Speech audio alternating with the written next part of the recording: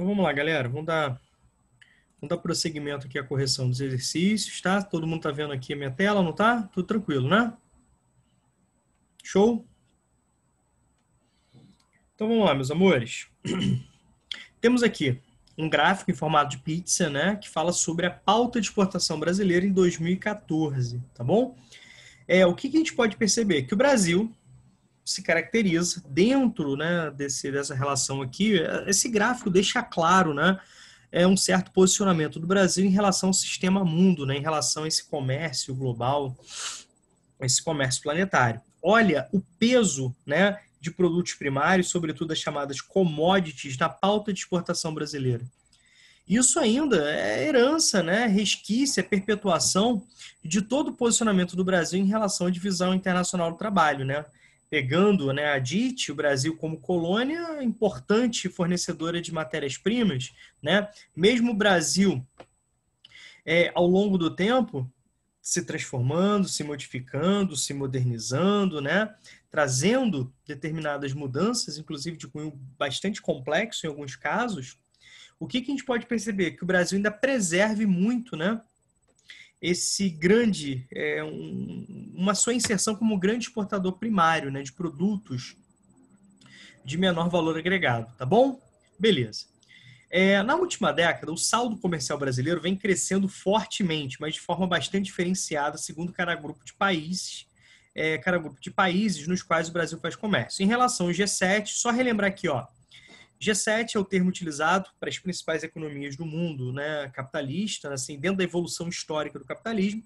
Então, nós temos na América Estados Unidos e Canadá, nós temos na Ásia o Japão, né, e nós temos 4 europeus, Alemanha, França, Itália e Inglaterra, tá bom? Formando o G7 aí. As 7 economias históricas do capitalismo de maior destaque. Só para relembrar, o termo G8, né, foi uma representação com a junção do G7 mais a Rússia, né, a Federação Russa como uma grande herdeira da União Soviética ao longo dos anos 90. Reuniões aconteceram entre o G8. Hoje, né, esse grupo está congelado aí devido a questões geopolíticas, ao embargo, né, que alguns países praticam sobre a Federação Russa, tá bom? Beleza? Então tá aí. Que é o grupo de países mais desenvolvidos do mundo. Cuidado que esse desenvolvimento aqui não é o desenvolvimento socioeconômico, mas o desenvolvimento econômico, né, em relação à evolução do capitalismo. Por exemplo, se a gente pegar em termos de IDH, a Noruega está lá em cima, não faz parte do G7, tá bom? Brasil tem acumulado forte déficit comercial por conta da importação de bens industrializados, ou seja, o Brasil dependente de capitais financeiros, dependente de tecnologia, né? Se a gente colocar nesse comparativo aí, justamente a gente pode perceber que aquilo que o Brasil compra principalmente são bens de alto valor agregado, bens bastante caros, com bastante, né, demanda por tecnologias, por complexidade produtiva, tá bom? Por outro lado, o país vem acumulando superávites cada vez maiores no comércio entre países emergentes, tais como a China e a Rússia, né? A China já se tornou o principal parceiro comercial do Brasil, a China já se tornou o principal parceiro comercial do Brasil, e quase 98% daquilo que o Brasil vende para a China, certo? São produtos primários, né? Com pouco ou nenhuma transformação. A Rússia, por exemplo, é o maior comprador de laticínios do Brasil, tá bom? Que importam no Brasil produtos agrícolas, carne e minérios. Nesse sentido, a pauta exportadora brasileira tem se direcionado para os produtos básicos. Quando a gente fala, por exemplo, da China, né, a gente pensa basicamente em soja e minério, que são os grandes, né, os grandes destaques desse comércio Brasil-China, tá certo? Beleza. Explique o conceito de subdesenvolvimento e avalie as mudanças ocorridas na pauta exportadora brasileira descritas no texto, com base no conceito de subdesenvolvimento. Uma questão que você precisa fazer com bastante calma, com bastante cautela, para você conseguir contemplar tudo aquilo que está sendo exigido. Primeiro, o conceito de subdesenvolvimento.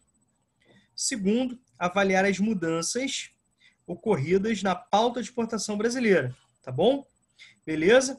E, ao mesmo tempo, você precisa fazer essa relação com o conceito de subdesenvolvimento. É preciso prestar bastante atenção para dar conta, né, de tudo aquilo que está sendo perguntado sem fugir ou do tema ou sem deixar nenhum furo, tá bom? Gente, quando a gente fala do conceito, né, de subdesenvolvimento, é um conceito que começa a ganhar corpo, começa a ganhar bagagem, começa a ganhar utilização teórica nos anos 50, nos anos 60 do século passado, do século 20, né? E esse conceito passa, né, por entendimentos variados por parte dos grandes teóricos, mas de uma forma geral a gente precisa entender que o conceito de subdesenvolvimento é utilizado para caracterizar um determinado grupo de países, né, que no caso se apresenta como a maioria dos países no mundo, que apresentam determinadas particularidades, determinadas características comuns. Essas características, né, elas podem ser divididas em duas formas, características externas e características internas. Quando a gente fala, por exemplo, sobre as características internas, obrigatoriamente a gente precisa recorrer à história. A gente precisa, né, entender todo o processo de evolução do sistema capitalista, a formação desse sistema mundo e o posicionamento desses países dentro da divisão internacional do trabalho. Né? Pegando todo esse gancho aí, o que a gente vai perceber? Que a maioria dos países subdesenvolvidos, né, que a maioria dos países, né, subdesenvolvidos foram ex-áreas coloniais. Tudo bem? Então, o processo, né, de espoliação foi muito forte. Tá bom? São países, então, que vão preservando ao longo do tempo, características como, por exemplo, a grande dependência financeira e a grande dependência tecnológica. Tudo bem? Do ponto de vista interno, se a gente analisar as características internas desses países, a gente vai perceber que os indicadores socioeconômicos são muito aquém do ideal. Rômulo, quer dizer que os grandes problemas sociais, socioeconômicos, socioambientais, né, nas áreas rurais e urbanas, só acontecem nos países subdesenvolvidos? Claro que não. Mas, nos países subdesenvolvidos, quando comparado aos centrais, aos países, né, centrais do sistema mundo, a gente vai perceber que os indicadores são bem piores. Os dados são bem mais negativos, certo? A qualidade de vida é bem pior. Então, são países que são caracterizados por forte concentração de renda, muito maior que nos países centrais, né? Políticas públicas bastante ineficientes, restritas, né, em termos de oferta de serviços públicos, tais como, né, saneamento básico, saúde, educação, transporte coletivo, segurança, né, investimentos em qualidade de vida, em garantir boas condições de vida, tá bom? Então a gente precisa analisar essa caracterização. Então a gente pode perceber que o Brasil ainda não superou vários estigmas relacionados ao subdesenvolvimento. Gente, ainda existem, né, algumas fake news aí que se propagam, né, para utilizar o termo atual que está na moda, fake news, dizendo o seguinte: o Brasil é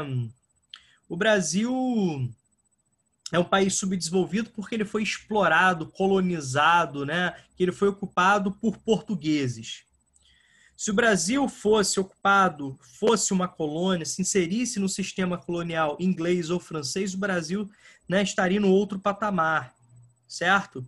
E eles se seguram nessa teoria falaciosa, né, sem nenhum tipo de vazamento científico, olhando, por exemplo, para a Austrália, né, olhando para a Nova Zelândia, né, lembrando que eram áreas de colônia, né, britânica, olhando, né, para os Estados Unidos, né, inglesa, olhando aí para a Inglaterra, né, olhando para o Canadá, né. Então se dedica. Cara, a gente olhar, por exemplo, para a América Latina. Nem vamos falar sobre Ásia e África, né? Vamos falar sobre a América Latina. Haiti, colonização francesa, um dos países mais pobres do mundo, né? Jamaica, colonização inglesa. Tá certo? Então, assim, vocês não podem cair nesse pensamento, né, extremamente equivocado, tá bom? Mas que infelizmente ainda se propaga, principalmente por parte, né, de determinados tipos de desinformações propositais, textos aí que a gente lê na internet, né, caso vocês peguem. Então tem muito desencontro aí, tá bom? Beleza. Quando a gente fala sobre a pauta, né, de exportação brasileira, o que a gente precisa, né, levar em consideração? Que o Brasil, né, ele registrou ao longo do tempo um grande crescimento econômico, modernização das suas estruturas, né, de produção no campo, na cidade. O Brasil hoje é um país que vem se modernizando em termos de campo, mas preservando, né, as contradições do campo. O Brasil se apresenta como a principal base produtiva na América Latina, né, em termos industriais, é o país mais industrializado. O Brasil está entre, né, as 10 economias do mundo, está lá na 9ª posição hoje, certo? Mas a gente pode perceber que esse desenvolvimento econômico, ele não se refletiu diretamente em melhoria das condições de vida. É só a gente analisar, por exemplo, a questão do IDH, ocupando a 79ª posição, e o índice de Gini, né? O Brasil, no índice de Gini, é o 9º país mais desigual do mundo, tá bom? E falando na pauta de exportação, pegando, né, diretamente o que a questão está querendo aqui, o que a gente pode perceber? Que o Brasil, mesmo se modernizando, mesmo se reestruturando, ele continua extremamente dependente de sua balança comercial brasileira em termos de produção primária, né? O Brasil também, ao longo do tempo, ele vai diversificar, né, os seus destinos de importação, ou seja, seus parceiros comerciais. Né, como a gente pode perceber, os países asiáticos, né, como cita, por exemplo, aqui, China e Rússia. Né, a questão cita aqui, ó, China e Rússia. A gente pode perceber, né, essa diversidade, né, essa ampliação, digamos assim, de horizontes comerciais, o aumento, né, de parceiros comerciais, beleza? Mas o Brasil ainda, né, tem uma grande participação dos produtos primários na sua pauta exportadora. Tudo bem? Beleza? E, consequentemente, quando a gente olha, né, para a parte de bens, né, industrializados, principalmente aqueles que adequam alta tecnologia, que necessitam, né, que se caracterizam pela produção de alta tecnologia, pela complexidade técnica, por maior necessidade de mão de obra qualificada, o Brasil ainda é bastante dependente, né? Então, puxando um gancho aqui para o Brasil, falando, né, sobre esse crescimento econômico, o que a gente vai perceber? Que o Brasil, né, cada vez mais, ele está aumentando a chamada primarização econômica. Cada vez mais, né, o termo, né, comoditização do território, como muitos analistas, como muitos economistas, como muitos teóricos, né, gostam de se utilizar dessa expressão, cada vez faz mais sentido, né?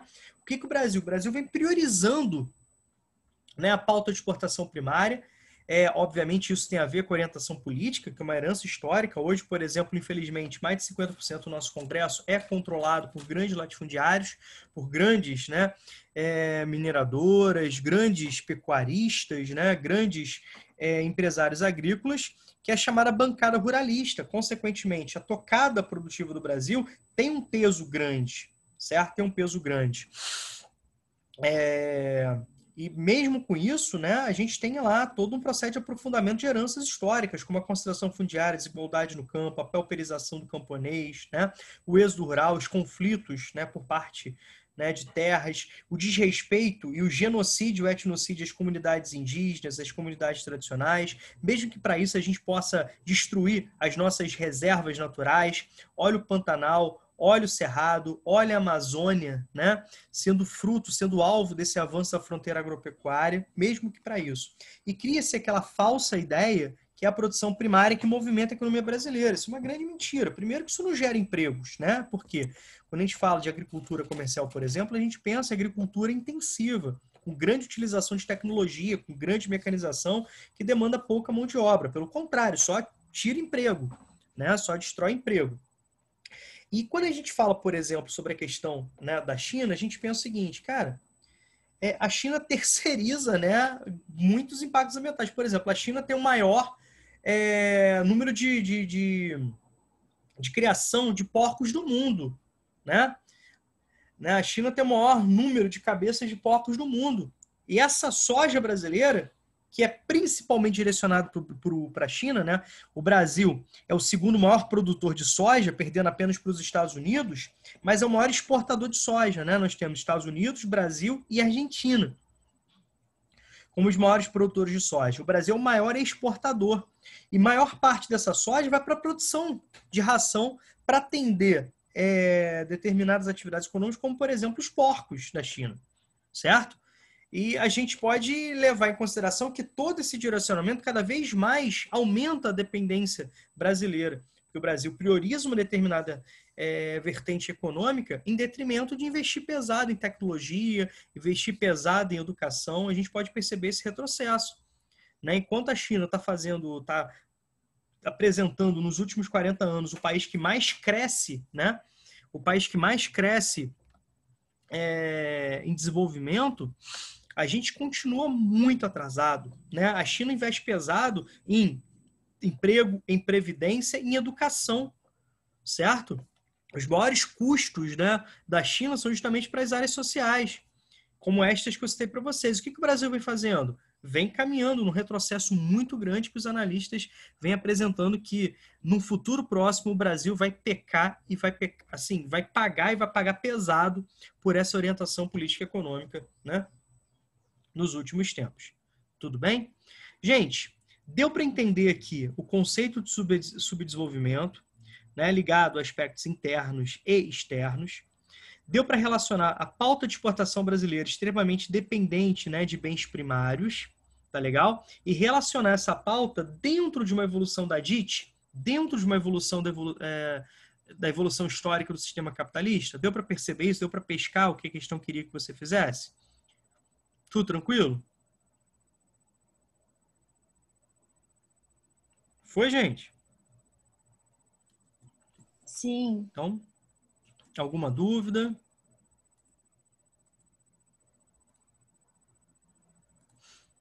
Então, beleza. Então, espero que estejam tudo tranquilo. Aqui na questão 13, né, nós temos o mapa que apresenta comércio mundial em bilhões de dólares em 2006. E aqui nós temos a legenda, né? Quando a gente olha para o mapa, a gente precisa olhar para os elementos cartográficos, ou seja, para aqueles auxiliadores, né, da leitura cartográfica. O título, certo? A legenda, a rosa dos ventos, né, que é a orientação, a escala, a fonte, né, o espaço, a porção do espaço geográfico representado, as coordenadas geográficas, certo? Nesse caso aqui, a gente pode perceber que o título, né, e a legenda foram justamente os tópicos principais. Então, é preciso, possivelmente, que você tenha que analisá-los de forma conjunta para poder responder o que a questão pede. Tá legal? Beleza? Então, vamos lá. Vamos devagarzinho aqui. Vamos bem devagarzinho. Olha aqui, ó. Indica a diferença em relação à forma de inserção da Europa Ocidental e a América do Sul e Caribe no comércio mundial. Pegando aqui na legenda, a gente vai primeiro para aqui, ó. Quando a gente fala sobre o fluxo de comércio mundial, o que a gente pode perceber? Que há um processo de integração entre todos, né, os continentes, existe essa integração econômica, mas, né, com um desequilíbrio muito forte, com uma desigualdade muito forte, né? Aqui você consegue perceber exatamente a chamada tríade econômica do sistema capitalista, né, composta por Estados Unidos, principalmente, né, Estados Unidos, né, a União Europeia, com destaque, obviamente, para a Alemanha, né, e o Japão, tá legal? Embora comece uma emergência muito grande aí da China, né, que já vem sendo apontado aí dentro dessa tríade econômica, a China já vem sendo inserida, né? O país que hoje, né, é o principal país que tem condições de competir com os Estados Unidos, né, na sua esfera de influência econômica, tá bom? Então, olha como que a gente consegue, deixa eu pegar a caneta aqui, olha como que a gente consegue perceber, dá uma olhada, por favor, gente, dentro dessa relação aqui, ó, olha a espessura das setas, olha o comércio entre as principais regiões centrais do globo é muito maior do que, por exemplo, olha aqui, ó, as relações comerciais com a América do Sul e com o Caribe. Reparem, certo? Reparem. Beleza? Além disso, esse mapa nos deixa claro aquela percepção de centro e periferia do sistema capitalista. Dá uma olhada aí, por favor.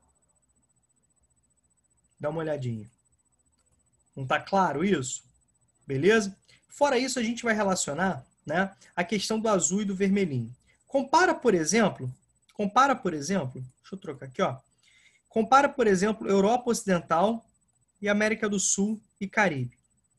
Parece, além de você ter um volume, né, muito maior em termos de comércio, né, mundial, em termos de bilhões de dólares, é só a gente olhar os círculos. Eu quero que vocês olhem para as cores. Olha aqui, ó. Aqui representa, né, dá um comparativo, é praticamente o inverso, né? É praticamente aproximadamente um quarto, Tá legal? Então, olha, por exemplo, o comércio na Europa como comércio intrabloco é muito mais desenvolvido quando a gente olha para os Estados, quando a gente olha para o Brasil, né, no comércio intrabloco.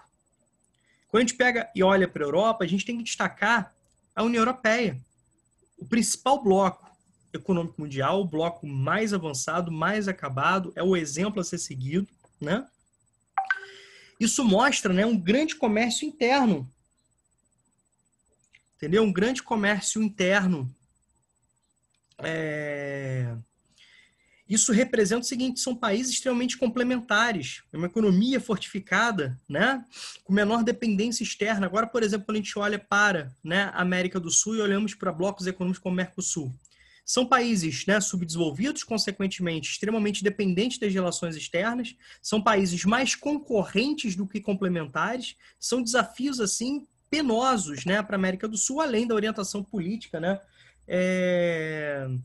que emerge na maioria dos países, né, que fazem parte do bloco nos últimos tempos, são nada favoráveis ao regionalismo, e sim, né, um grande avanço da lógica neoliberal, que a gente já estudou, né, isso em capítulos anteriores.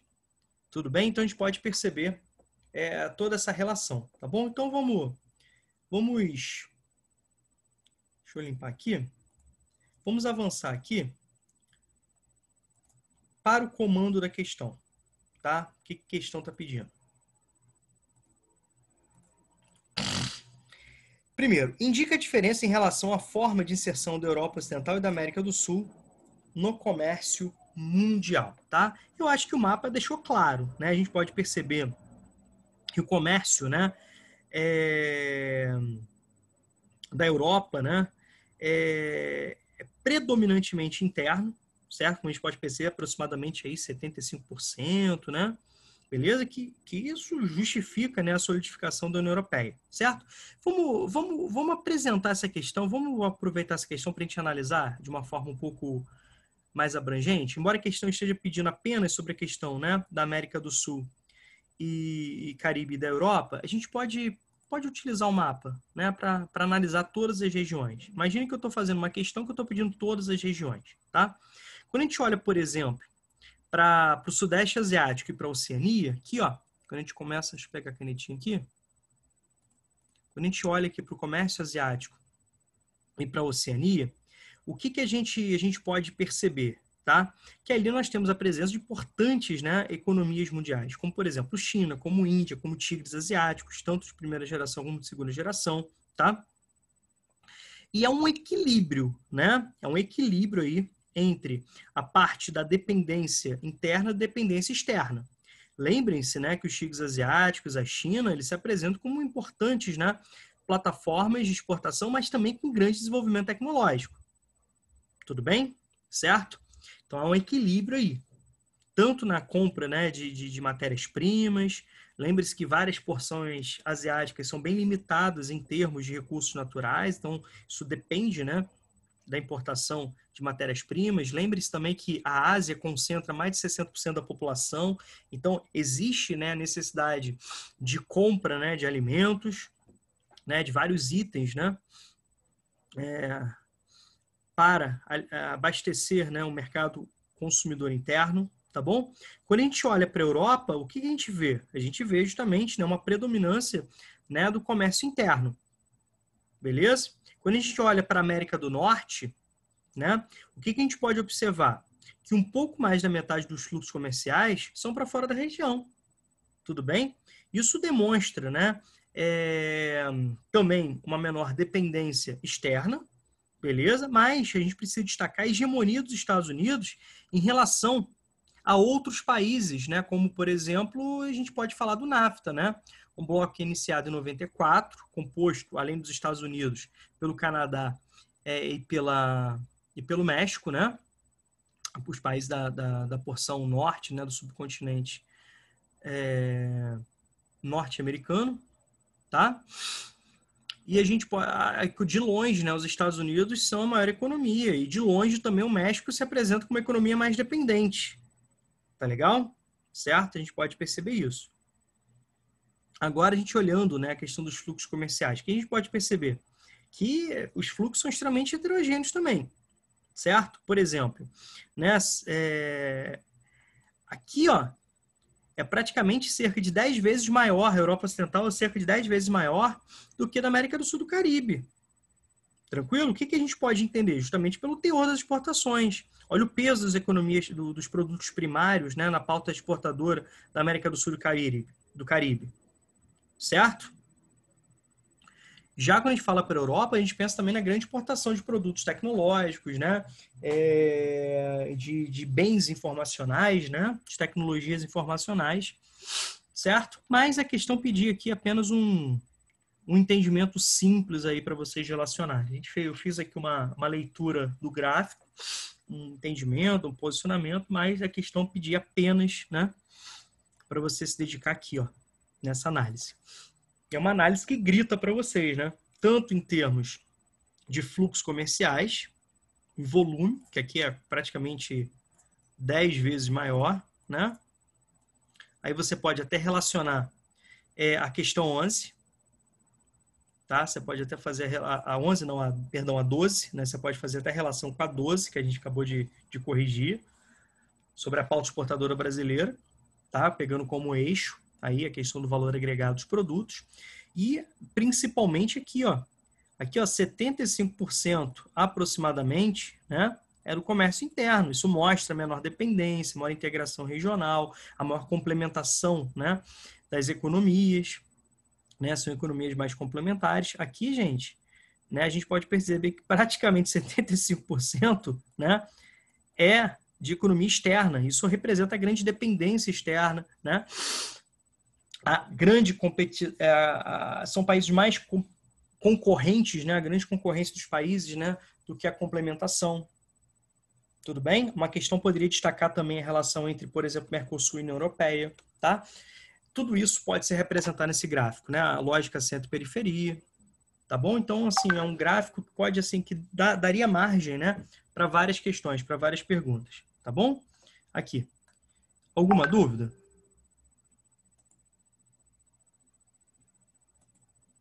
Alguma dúvida? Tudo Não. tranquilo? Beleza.